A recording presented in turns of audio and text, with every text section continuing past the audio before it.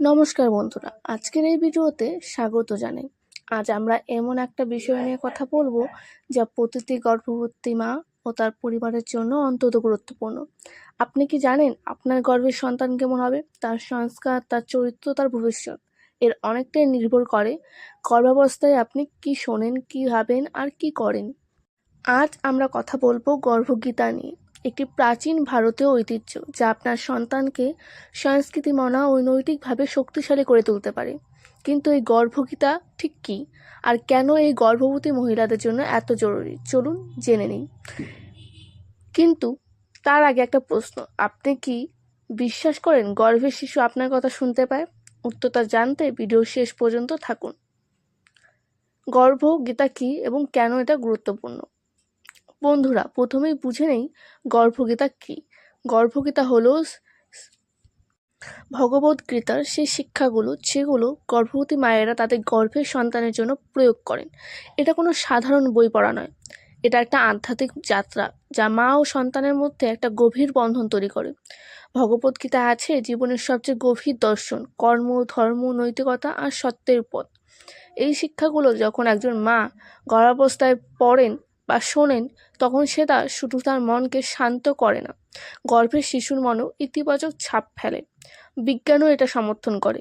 গবেষণায় দেখা গেছে গর্ভের শিশু 16 সপ্তাহ থেকেই বাইরের শব্দ শুনতে পায়, মায়ের কণ্ঠ, গান, এমনকি তিনি যা পড়েন সবকিছুই শিশুর মস্তিষ্কে প্রভাব ফেলে।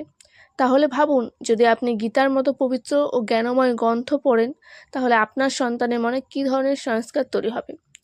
এটা কি আপনাকে উত্তেজিত করে না? আপনার সন্তান জন্মের আগেই নৈতিকতা, সাহস আর সত্যের শিক্ষা পেতে পারে। কিন্তু এখানে একটা প্রশ্ন আসে, গীতার শ্লোক তো অনেক জটিল, তাই না?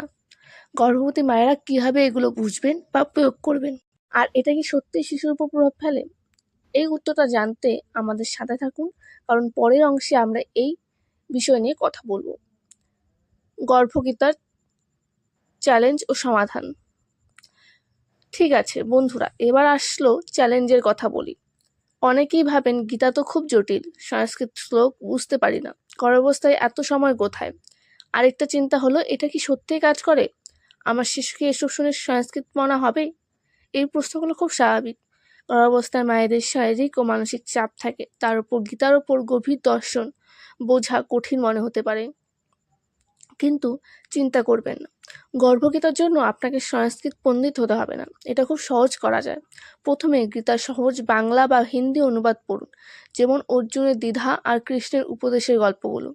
এগুলো পড়লে আপনার মন শান্ত হবে।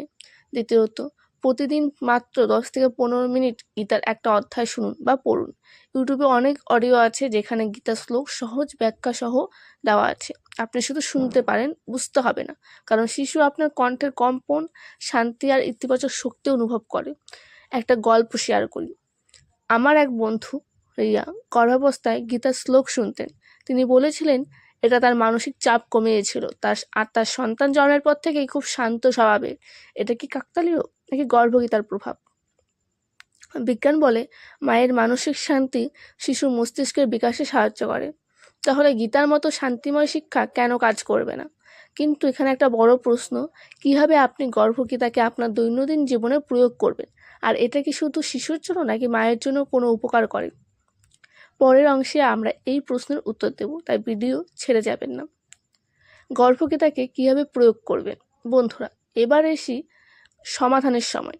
গর্ভগীতাকে আপনার জীবনে আনতে খুব বেশি কিছু করতে হবে না। এখানে 3টি সহজ ধাপ। প্রতিদিন 10 মিনিট সময় দিন, সকালে বা রাতে যখন আপনি শান্ত থাকেন।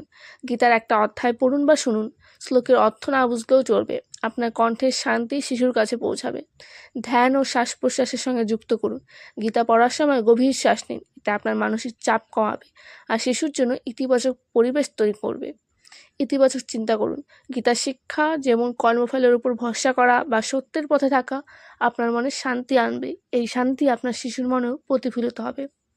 গর্ভগীতা শুধু শিশুর জন্য নয়, এটা মায়ের জন্য একটা আধ্যাত্মিক যাত্রা।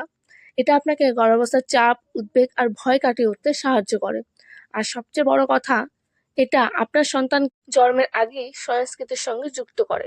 ভাবুন, আপনার সন্তান বড় হয়ে যখন নৈতিকতা আর সত্যের পথে চলবে, তখন আপনি গর্ববোধ করবেন যে এর শুরুটা হয়েছিল গর্ভাবস্থায়।